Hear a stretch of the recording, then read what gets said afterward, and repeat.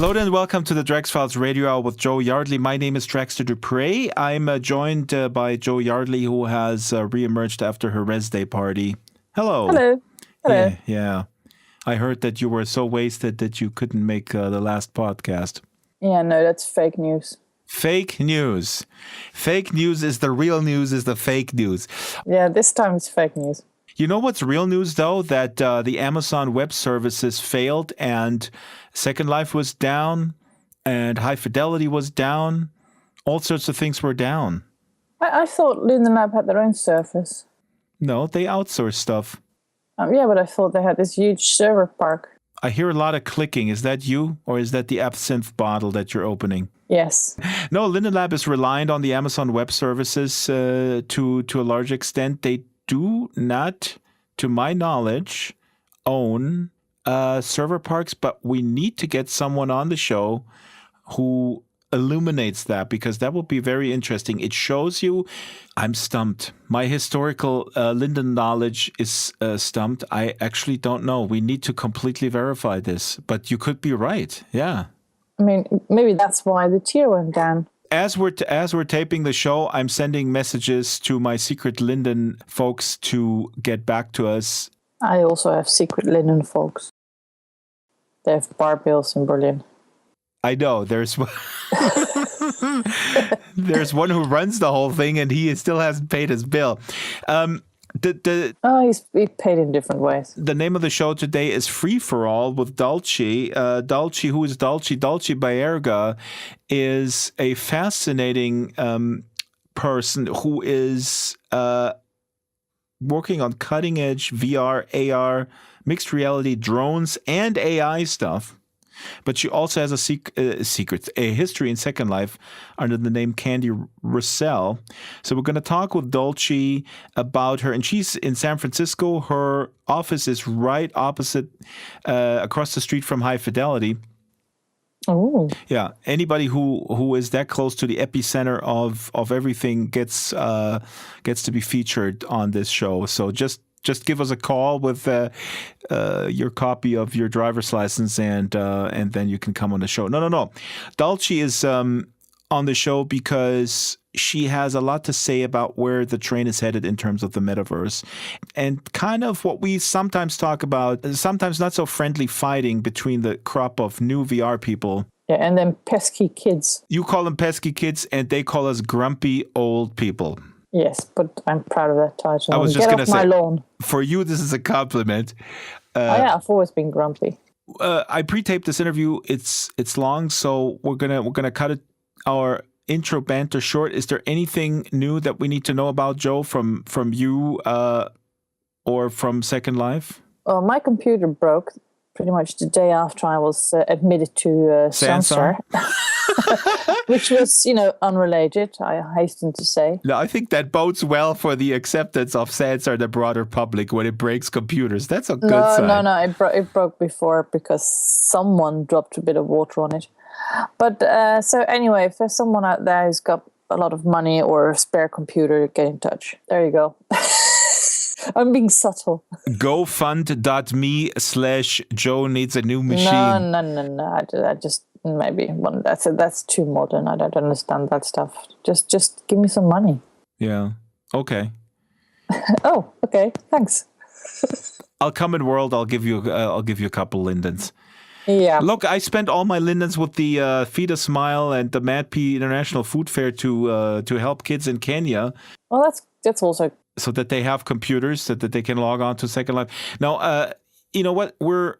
It's interesting you're talking about gear, and it's not related to Sansar, but nonetheless, I want to remind listeners that GDC is happening as we go to air. GDC is winding down, the Game Developers Conference that has tons of VR. And if you're interested in what's happening there, we're linked to a bunch of articles. There is a lot of movement in the hardware space. There's new headsets coming from Lenovo, from LG. Apple. Prices. Apple has apparently 100 engineers working on augmented reality stuff. Not at GDC, though. GDC is for gamers, and now it's, I guess, all VR all the time. I'm not there. We're going to have someone on next week who will summarize what happened. But for now, what I hear is mainly, again, it's mainly hardware. It's not so much experiences. The era we're in. I mean, they're still designing the T-Fort, so it's a bit early for roadmaps. Well, it's interesting because I think Sansar is obviously coming at the right time. They're not without competitors. Again, VR Chat has added avatars. We're also going to have Chris Mattson on from Ready Room and Daz 3D, who are making avatars and make it easy to create avatars. So there's a lot of stuff happening in that regard. Sansar has to put pedal to the metal. And if I want to tease just before we go to the Dulce interview, there's something coming with Sansar. What do you mean? I'm not going to tell you. Well, there's something. You have to be a little bit more clear for it to be even remotely exciting. We all know there's something coming. There's always something coming. I hear through the grapevine that there may be some visuals coming. Oh, right. That show something, that shows Sansar. Oh, right. Well, we've already seen quite a bit of Sansar. Oh, we might see more. Yeah. Okay. I have a little scoop myself, but I'm keeping that secret so I can blog about it and get more clicks. And I'll do one of those titles that, what do you call them? Clickbait titles. Clickbait titles. Yeah. Yeah. Now the only clicking that we have is the clicking in your microphone, but we can live with that. Okay, but is Sansar coming in time? Because it is the first quarter of 2017. I think they changed that to spring, and spring is still till the spring still lasts until, last I heard, until the beginning of summer. Right? Yeah, we'll have to wait and see. Well, there's nothing you guys can do. It certainly makes no sense to have a good time in Second Life. I would just sit there and sleep until Sansar comes in. Well, that is, to be honest, that is sort of what I was planning anyway. Exactly. All right, let's go to the Dulce interview. Dulce's going to introduce herself. She has a lot to say on the matter, Joe. It's fascinating and really food for thought going forward. I hope folks enjoy it, and we'll see you at the sign-off after the interview. Here's Dulce. Who is she, and why is she on this show? Well, I'm doing a lot. Okay, so I'm working for a studio that makes AR, VR content. And at the same time, the studio is also a venture capitalist or venture fund. And they give seed money to startups. And the startups are all emerging tech startups. So it's augmented reality, virtual reality, artificial intelligence, robotics, and drones are the key startup companies. And it so happens that some of these startups and industries related to technology have been around the sports market and sports teams. And so I did a hackathon 2 weekends ago, and my team won. You're in the midst of things, not only physically in San Francisco, but also with what you're doing. But you have this background with Second Life, so you understand why Second Life thrived and was successful. And here on this podcast, we call Second Life successful because we don't narrowly define success just in terms of numbers. We also define it as success for individuals and also the longevity. So what would you advise the current VR kids? I've just said kids, some of them are not that young, but they are somehow oblivious. And I bump into them all the time. And they say, oh, I thought Second Life was just sort of a chat room for old people or something like that. What would you wish they would understand about Second Life? What would help them that you learned from Second Life going forward in creating social spaces? Well, I believe that there is a lack of understanding that people have been living virtually now since maybe the 80s, even in forums, the idea of just being in an environment that's in cyberspace and you're connecting with multiple people and you're all having a group chat, and it could splinter off into a private conversation while the main chat is happening, and conversation can go back and forth and critique can happen in that regard. People don't understand that is a virtual existence. People have been living that way for a while now because people formed relationships in those forums and those chat rooms.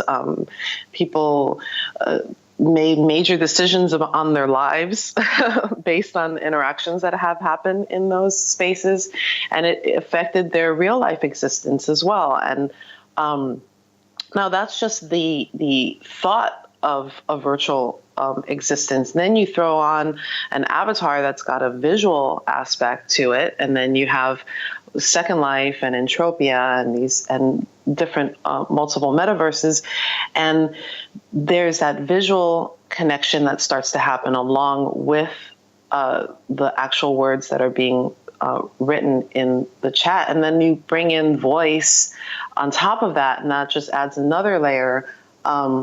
And just because it's flat and 2D on a screen does not make it less immersive than putting an HMD on your eyes. And that's the argument that I've been running into a lot with the newer generation. And they want to say that it's not true virtual reality because you're not completely immersed in it. You're not blocking out the real environment. And I have to tell them that's not true, because I've had many experiences in Second Life where I felt completely immersed in what I was doing and who I was doing it with. And when I retrieve those memories, I retrieve them as if I actually was experiencing them with my own entire body. And that's because of the emotes of the avatar, the animations, the avatars.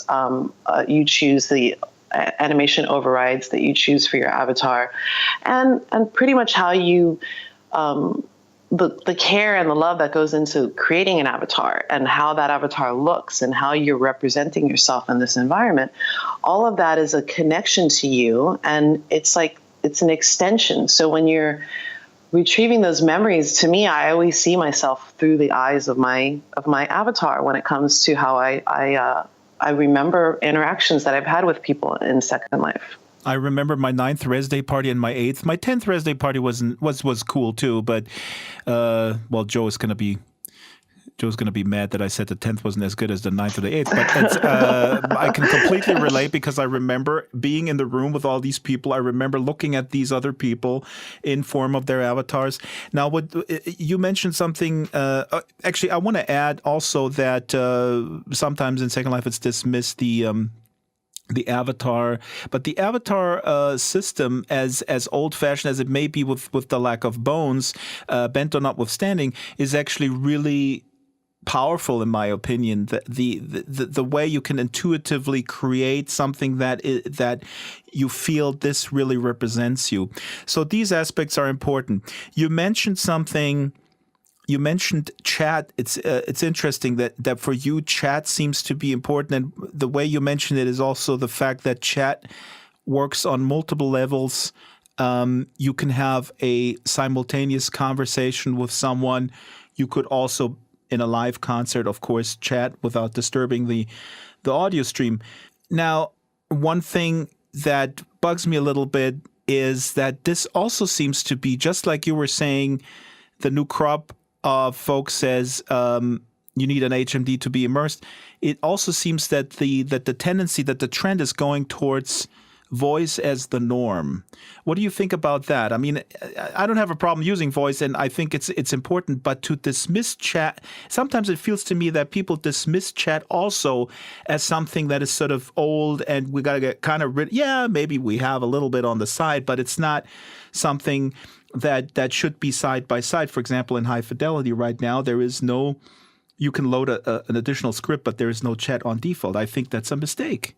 Yeah, I think that's a mistake as well, because some people like to be mute and not actually use their voice in conversation, especially when it comes to being in a digital environment. And we're so used to text chatting on our mobile devices. Like, why wouldn't we still kind of do that in a virtual environment? You know, we're doing it in real life. Then why remove it out of the virtual? And then why dismiss it as something that's not communication in a virtual state? I mean, And it's true, we're doing it in real life with our mobile phones. We're opening them up and we're texting people, and it's going through the internet. That is a virtual experience right there, texting back and forth on our devices. And it's the same in the virtual world. And I do believe that that's a mistake as well, to remove it from the whole experience. But, I also believe that there is an evolution to things, and the camp that's screaming that the HMD is true immersion and that chats are old-fashioned, that's fine. We're evolving. Everything's evolving. But things have their purpose and they shouldn't be dismissed. And there are lessons that we've learned from years and years of being virtually living or living digitally as a society that we shouldn't dismiss completely. And it's kind of silly to me to think that some people would choose to relearn lessons just because it's a new medium. I'm not going to go into my usual rambling diatribe about that we as a society tend to not learn from history because we are just like little dogs running or squirrels running after the next shiny thing, and the other thing is just not interesting anymore. And it is a sad state of affairs. If you look at the state of social worlds right now, where are we? Do you want to comment on kind of where are we in the evolution? Are you excited about certain things more than others? You are across the street from High Fidelity. You commented together with me and Joe on the first wedding in VR in Altspace. Where are we in the state of the smorgasbord of offerings in VR worlds? These multiple VR chat and social connected worlds, they're very interesting to me. They all are on the level of what those online virtual chat rooms seem to be, what they were like in the very beginning of the internet. Like the feel of them have that feeling, because you can't customize your avatar at all. It's very limited in the movement that you have and in the emotes that you have. Yeah, you're in an HMD. Yes, you're surrounded in the 360 full room scale on a Vive, and you can walk around, and you can come up to people and see them as if they're right there in front of you. You can look down and you can see that you've got your avatar body, and that's all wonderful.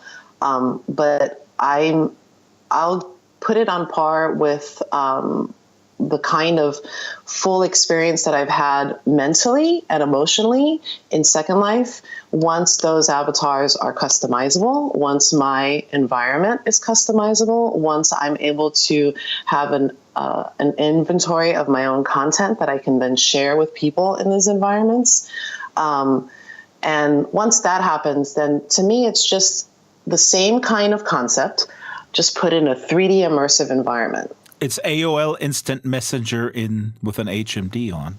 With an HMD on. But let's be fair here, because High Fidelity, you can put your own avatar in there. So yeah, High Fidelity is totally on par with what I'm talking about as far as like customizing, having your own sandbox, being able to have your own inventory and your own friends list of people, having your own space where you invite people into your space. High Fidelity's honestly, I believe High Fidelity is in a different class than what an alt space would be, because of the fact that you're able to customize your experience more in a High Fidelity than you can in an alt space.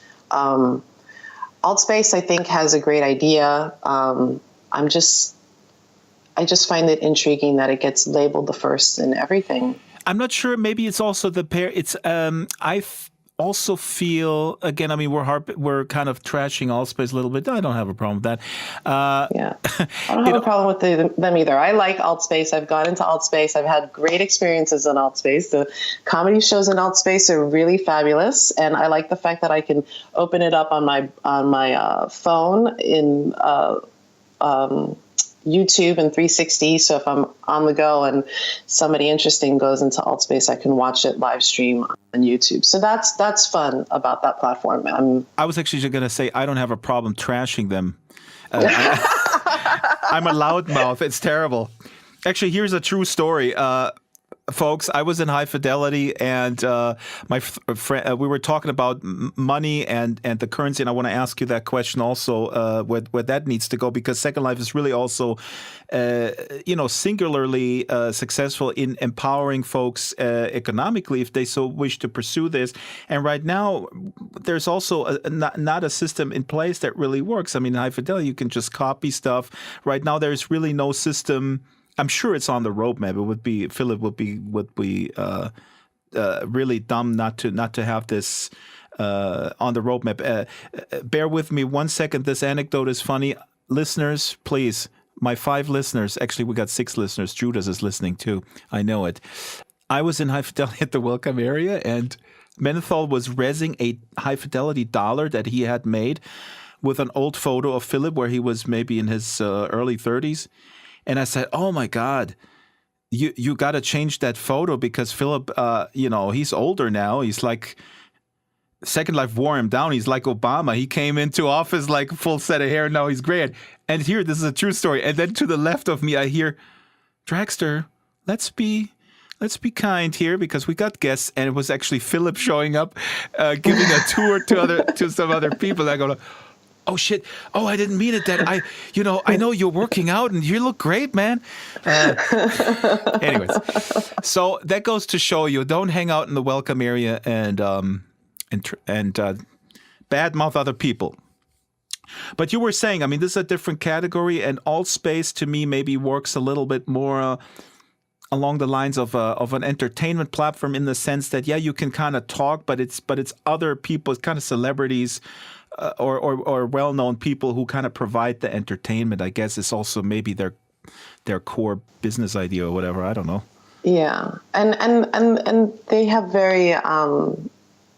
They have really good marketing, and they have a lot of support behind them. And I think they have potential to grow into something really great. But maybe that's what people want. I mean, what do you mean marketing? I mean, is it because this is another question I want to throw at you. Do people just want to kind of entertainment kind of spoon-fed to them, or do people really want to build? And I love Philip for his idea that he still says, we all want to kind of create stuff. If we're given these set of Legos, we will kind of wake up that dormant muscle. I mean, that was the initial idea about Second Life. A lot of critics would say, well, yeah, that's maybe true for like 0.5% of the population, but the rest just want to consume stuff. That's the problem. It's the learning curve in the environments like High Fidelity and Second Life and even Sansar, because you have to know how to use Blender and Maya and Photoshop and know all the tricks and techniques of UV mapping and rigging an avatar and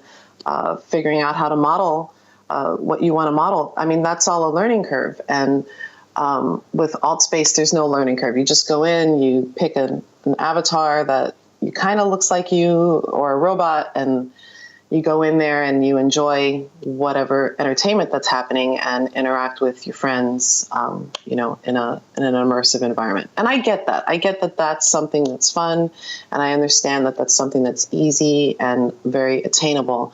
But just because there's a learning curve in these other environments and it's not attracting people doesn't devalue them, doesn't put them in a lower category than what an environment that does attract people and give them the ability to become or feel immersed in those environments. And then you asked a question about the currency aspects of things, and Philip is very on track right now. He's looking into blockchain and bringing blockchain into High Fidelity and into virtual environments. And I do believe that blockchain is going to be the platform that enables artists and creators to make money on their virtual goods in these different environments. And speaking to the money that's being made and the creations that are being made, Nobody, not any of these environments, have anything on the creativity that still to this day comes out of Second Life. Oh, that's what we need to hear every podcast. From every guest on this podcast, we need to hear what you just said, or they will never be invited back. That's how arrogant, elitist, and sort of isolationist we are. Make Second Life great again. Go buy my hat on Marketplace, $99 million. I will. I'm going to totally buy it. I'll bring jobs back to Second Life. We're going to build this beautiful wall between Second Life and Altspace. It's beautiful. Altspace is going to pay for it. We're going to invest $54 billion in Second Life Prim planes to fly missions to destroy these other worlds. Granted, the grid that still runs SL is old, and I know this for a fact because I own 2 legacy simulators that were one of the first private simulators spun up in 2003, and I purchased them in 2010. And what are they? Be more specific. So they were created in 2003. It's amazing. Yeah, so they were spun up as a private estate in 2003, and there's been 3 owners on those simulations. And well, it's actually one simulator in particular was spun up in 2003, and that was Whispering Falls. And then Secret Falls was spun up in, I believe, 2008. And I purchased both of them in 2010, and they still have residents that were living there before I bought them. Wow. Yeah, so that tells you a lot. Okay, so I still have people living on my simulators that I purchased 7 years ago that have been living there maybe 2-3 years before I bought them. That's as good of a return, repeat, active use case for any kind of environment, including an apartment building. Yeah. A real life apartment building. Some people don't even live in real life apartment buildings for more than 2 years, And I have residents that are still living on my simulator now almost 10 years. I hope you have rent control and all that good stuff. I do. Well, Linden Labs is the real landlord here. But it's active. It's up. You can go visit it. I have nightclubs on it. I have builds that I've built. I have rare builds on the simulator of people that gifted me builds, creators that will never log back into that world. I have them rezzed out onto the sim, and they're beautiful. It's old. It's still cool though, and what people make in SL is just so phenomenal. I mean, the care and the love that goes into the creations. And I mean, I love my inventory. I wish I could transfer it to Sansar, It's amazing how the amount of creativity that exists in Second Life. And then the avatar creators, the avatar scene right now in SL is probably the most realistic out of all the virtual environments. The mesh avatars, they may not be rigged.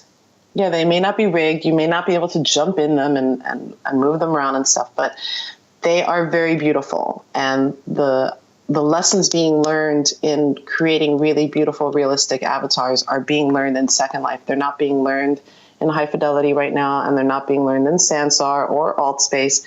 Making realistic, beautiful people or avatar existences is being learned in Second Life. My worry is, and I want to have your take on it, I want virtual worlds and social VR obviously to succeed. And what you said at the outset, this is the most interesting thing. And a lot of people pay lip service to it.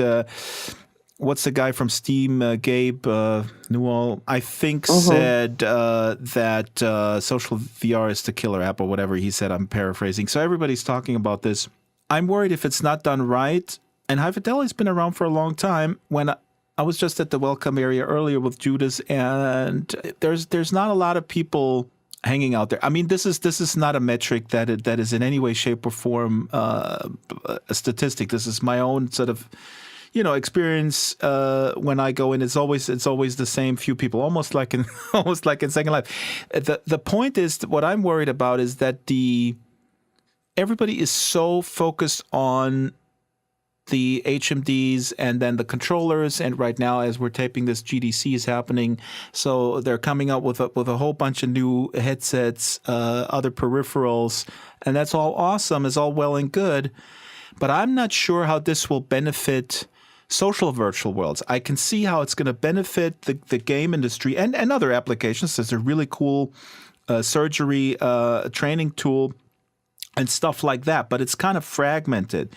Right, so I'm not sure how this will benefit the formation of, like you just beautifully laid out, also the formation of virtual culture, and people actually forming groups and kind of staying with those groups. Or maybe I'm just an old curmudgeon who just sees Second Life and can't look past it. No, it's not even that. It's the fact that people can create their own experience.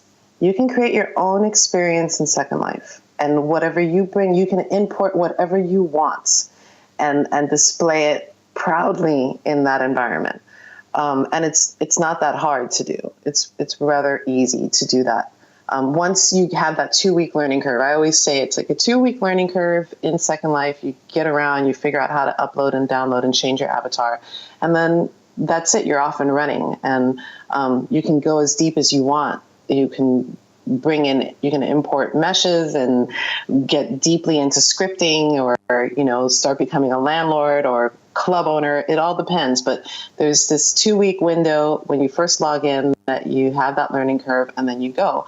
I feel like with High Fidelity, since it's in beta, it's definitely not for that person, that 2-week window person. That's that person that's going to come in and go, oh man, I really like this place, but I got to learn how to get around.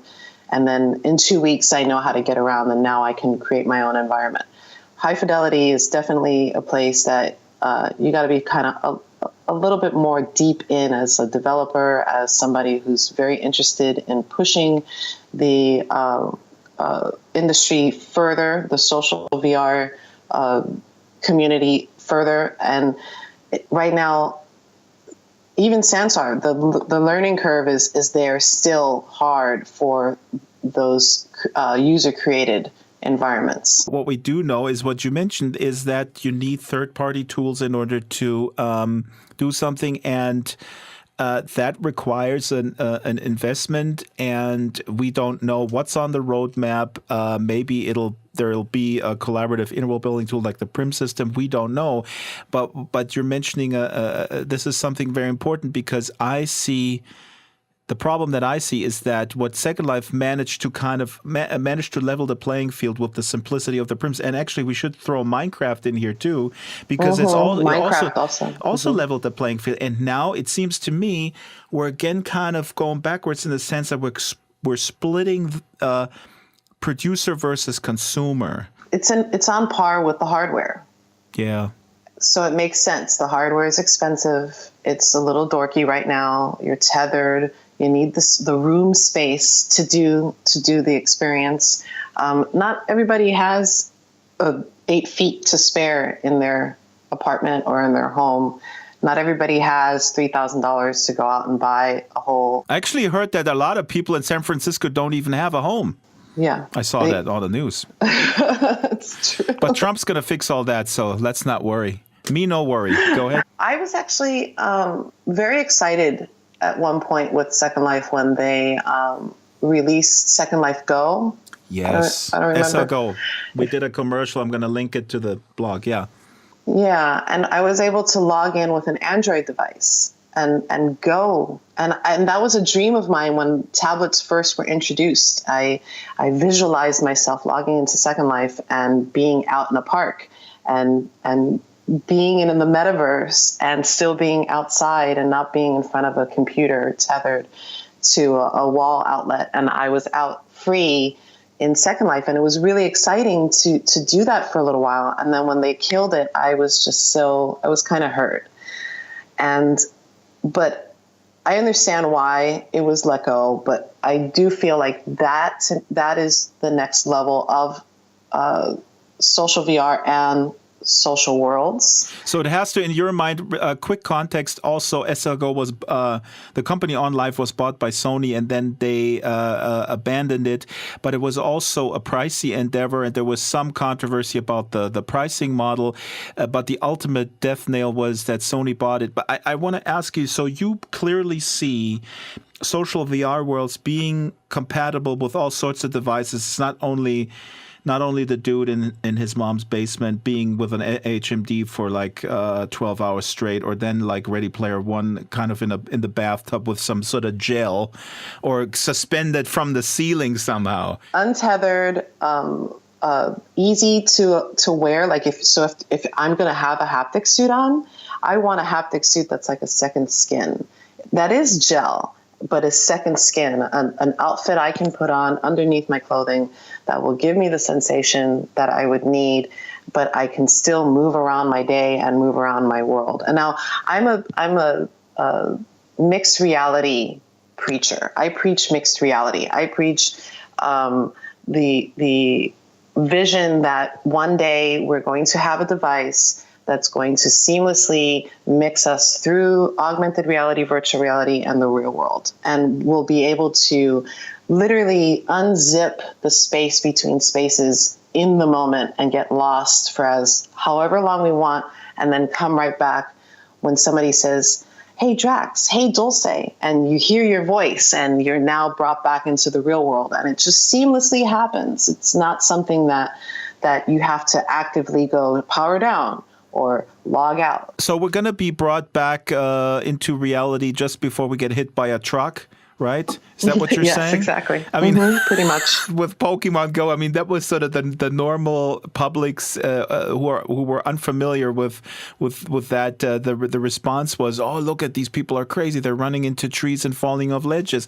Right. Do you think the social norms will change to the extent, like, before the iPhone came along, it was, frankly, for most people unthinkable that people would walk in the streets like their head down and typing and doing that kind of stuff. Do you see that people will wear, and some of those pictures are around there, like wear Samsung Gear VR or looking into a cardboard on the subway and stuff like that? Will it be socially acceptable, is my question, to withdraw from your surroundings in any way, shape, or form today or tomorrow with the next type of device? Maybe it's a contact lens, or I don't know what it is.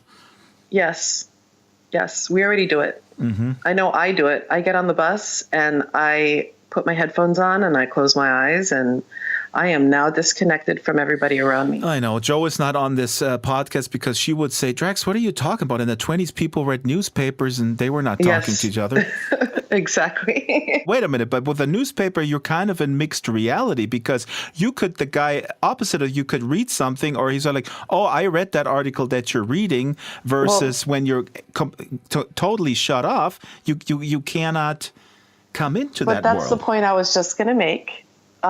Because we are connecting in the virtual, we could be standing next to each other and be in the virtual together. So you're proposing basically what you said, a seamless device or some sort of way to connect and kind of knock, knock, can I come into your world? So let's say you are on the bus with 4 people, 5 people, and you literally want to be in the middle of a concert that's happening around the world in Japan.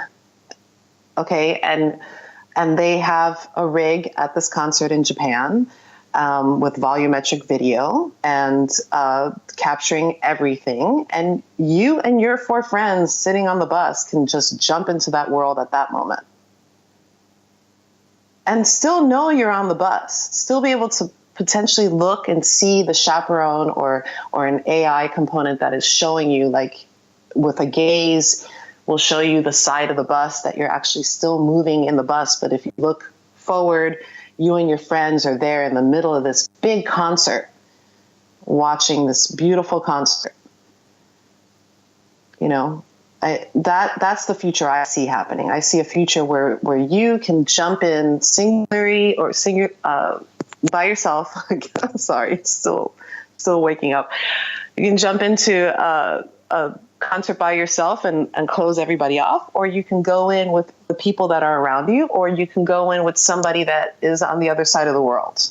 What needs to happen for the public to accept this as something not creepy? If it's done with the understanding that we are still very human, and that we need to pay attention to what our bodies are telling us. Right now, a lot of people are getting eye infections in HMDs. People are now realizing that HMDs should be something personal. You're wearing a pair of glasses right now. That's very personal to you. And it's very socially acceptable. And if the HMD can look like those glasses, then people will not have any kind of problem at all. And it will be very socially acceptable. You mentioned earlier that you're involved with AI and you're involved with drones. I want to ask, what is the role of AI in the mix of mixed reality, which I guess will be the natural merging of AR and VR. But what's AI going to be in there? Are you not scared of AIs? I love AI, and I believe that AI is an extension of our own consciousness and our own existence, and that it is another, at this moment with machine learning, it's a tool. But once artificial intelligence and the reasoning that goes behind intelligence is perfected with companion and guides, chaperones, I believe that people are going to have a hard time distinguishing between what is an AI and what is a person. And then at that point, then we're really going to start questioning what consciousness is and what that spiritual realm of existence really means. And I feel like that's when we dive deeper into quantum computing and have quantum devices. I mean, once we start living in a quantum world, I believe AI will have the ability to have some kind of level of deeper consciousness that can relate to us on a higher level. But we're not there yet, obviously, and we're still building out quantum computers to even do these things that we're thinking of. But right now, machine learning is a tool. It's an extension of us. It will be a chaperone. It will be a guide. It will be even a companion. It could be a lover, a controllable lover. Some people are already doing that. Some people certainly do. But okay, I got to stop you right there because I am concerned about one thing. I'm not concerned about the whole Terminator scenario at all because I think that that's so far out. What I'm concerned about is that the fact that we can control things will make us less acceptable, make it less acceptable. And you put up, for example, when we talk about relationships, and I think we have that problem now, but it's going to be exacerbated if we have an AI as a companion. There's a great Black Mirror episode. I'm going to link to it. I forget the title now. But are you not concerned that when we have a companion that is so kind of controllable that we get less accepting of quirks of other human beings to the extent that we then get impatient about other people's quirks or personality traits if they don't suit us? In other words, it'll become this super efficient sort of life where it's all about very goal-oriented, and if there's something that is kind of a little obstacle in the way, like somebody who is cranky in the morning, we stop accepting that. I think there's a real danger here that we lose our humanity. Yeah, there are a lot of dangers, and I'm very proud of some Hollywood writers for diving into those dangers and like painting them now. I feel like these sirens or these calls to action to pay attention to the technology that's happening around us, to be vigilant of where we're heading. I appreciate them, and I'm very thankful that they do surface up and people do pay attention, because it gets all the fear out of the way first. And then once all the fear is out of the way, then people can sit back and think rationally and figure out how best to approach the technology in a way that's not going to end up making us lose our humanity. It's going to actually enhance our humanity and will give us the ability to look a little deeper inside ourselves. I'm big on genetic engineering. I'm big on social or consciousness shifting. I feel that with technology and the rate in which it's moving, it's going to evolve us to higher levels of ourselves. And we will have control and we will have some sort of agency, even over the way our cells will organize in a few years. I mean, we're going to be able to reprogram ourselves, and that's a potential that's going to happen. That's something that people are actively pursuing right now. So I'm glad that those horror stories are coming out in the beginning stages of all of this emerging technology, so that people are aware of what the potential is and won't allow it. They'll see the signs and they'll call out foul and they'll say, no, this isn't good for us and we need to change it. I have hope, because look at climate change, right? Yeah, look at climate change and look at how President Trump just is cutting the EPA and.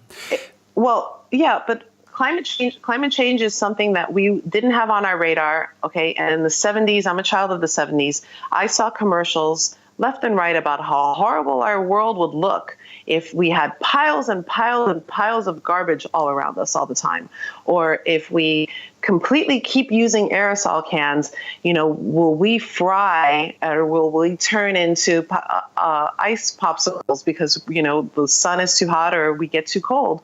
Those were really hardcore, scary messages that were being put onto society, and people took action. And people are now, I live in San Francisco, we break everything apart. We have all our trash broken apart. We've programmed ourselves to better our environment, our community, regardless of what Trump's doing. That's a whole nother conversation. It's an agenda that's higher than that. But we, as people, as individuals, have been trained to now be very conscious about our garbage, to be very conscious about what we're putting in our bodies because of climate change, because of what's happening to our environment, because we're losing our species.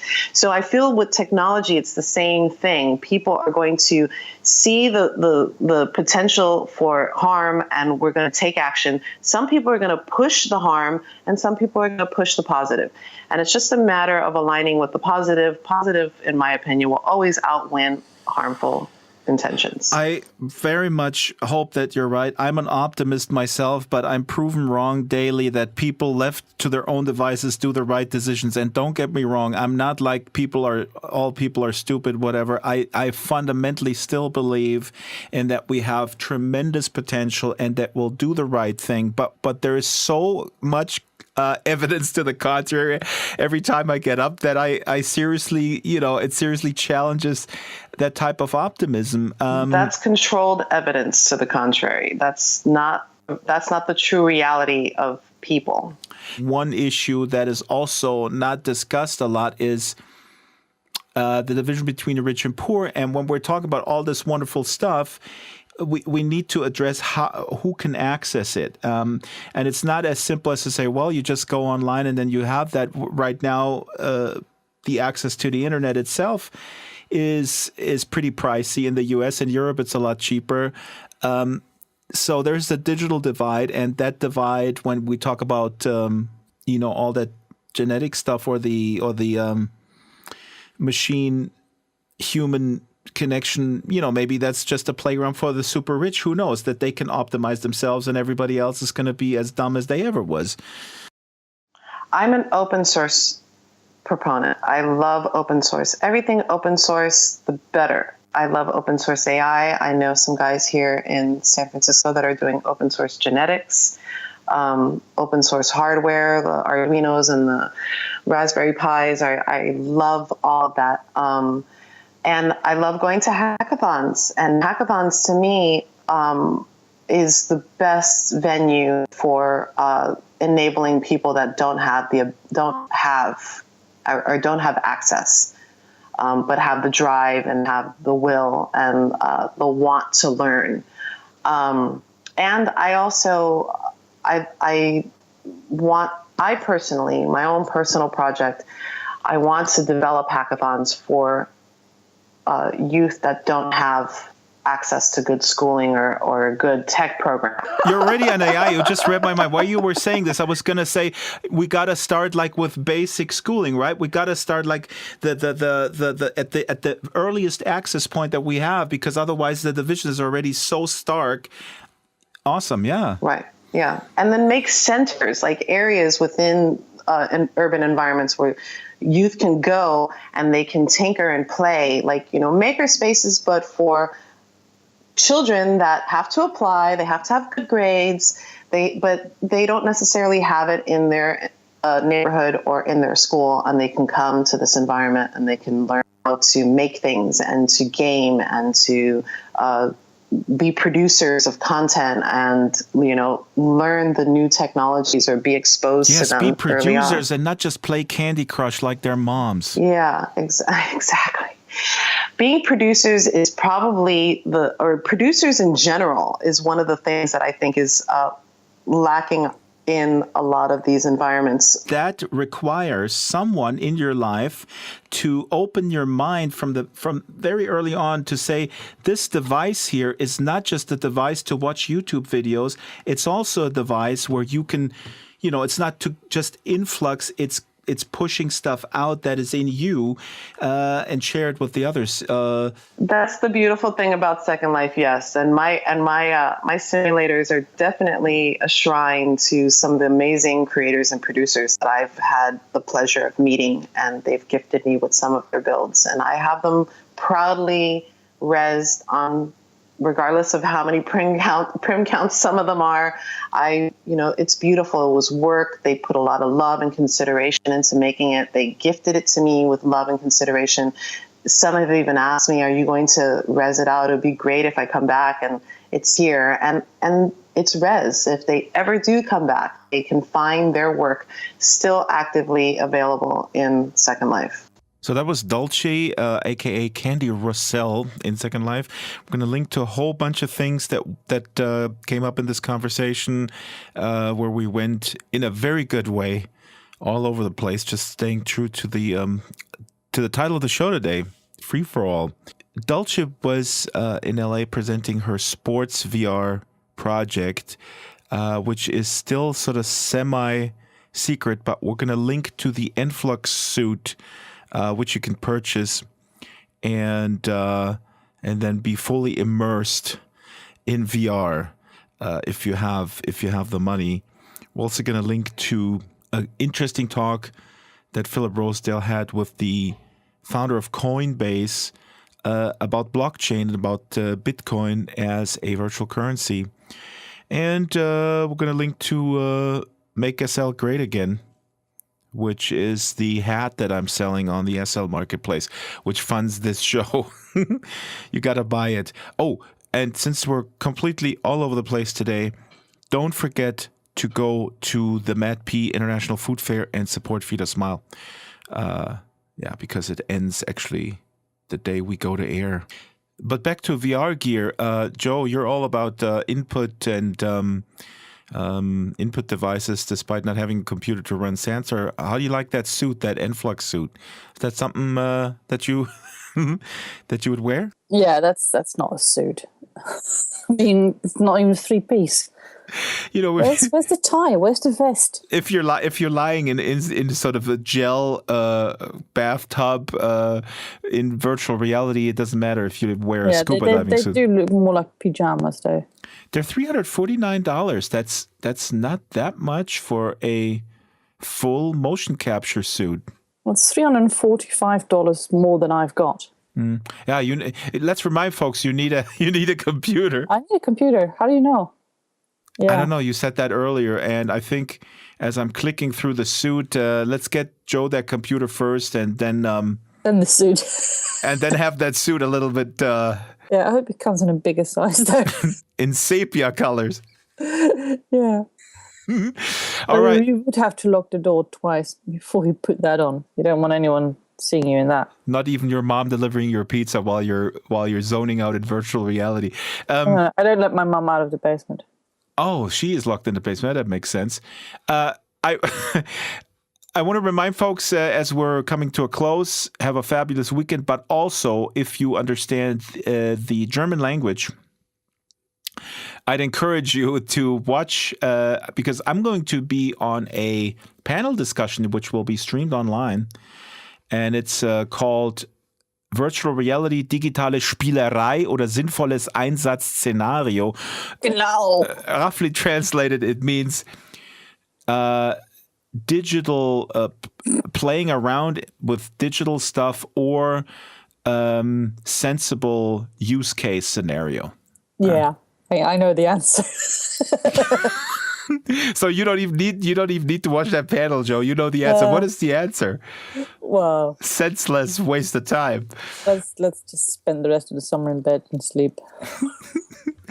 This is from Deutsche Welle, German broadcaster, and they have German courses. So I'm going to link to this on the blog as this show goes to air. We're going to be live on the air with this panel discussion, which is primarily about teaching languages, by the way, in virtual reality. Well, maybe people can learn German first before they listen to the show. Yeah. So you have about an hour and a half to learn German before. If Drax can do it, anyone can do it. Exactly. This is funny because when we went to Greece one time in 1979, and I was like 9 years old, and thinking back, I was like, wow, I was a stupid 9-year-old because my dad used to crack this joke. Like, he was looking at the Greek kids, right? And he was coming to me and said, hey, these kids speak perfect Greek. And I was like, yeah, how is this possible? Was I slow, maybe? Yes, you still are. What? Well, I've spent the first 20 years of my life every summer in France, and I've only had one French boyfriend, and that was only because his sister spoke English and could translate. Next week, more on Joe's past in France. It's all top secret. An entire show. Can't talk about that. It's top secret. I used to be a secret agent. Okay, folks, have fun before she goes on that tangent. I'm gonna cut the cord. Have fun in Second Life or wherever you are. We'll see you guys next week. Have a great weekend. Auf Wiedersehen. The Drax Files Radio Hour with Joe Yardley is a weekly production of Basic Drax Entertainment. The show is supported by Time Portal, SL Artist, Warbug, Bay City You Know for Kids, 01 Heavy Industries Corporation, Extraordinary, Ionic, Maven Homes, Giza Creations, Botanical, Strawberry Sing, Abranimations, Eros